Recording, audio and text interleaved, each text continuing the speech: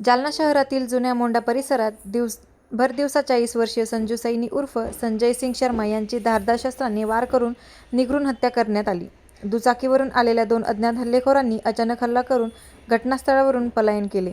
या हत्येमागे 2 वर्षापूर्वीच्या जामवाडी येथील हत्याकांडाचा बदला असल्याचा संशय व्यक्त केला जात आहे. दरम्यान अवघ्या 2 दिवसात जालन्यात 2 हत्या झाल्याने कायदा सुव्यवस्थेचा प्रश्न ऐरणीवर आला आहे.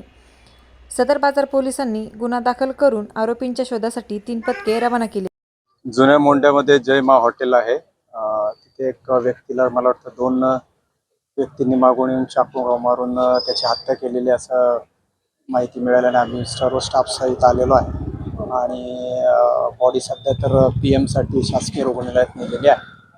एक 40 वर्षाचा युवक असावा. त्याचं नाव अजून कन्फर्म व्हायचं आहे आणि बाकी आपली टीम 3 टीम आपण बनवलेल्या आहेत आणि आरोपीचा शोध घेणं चालू आहे.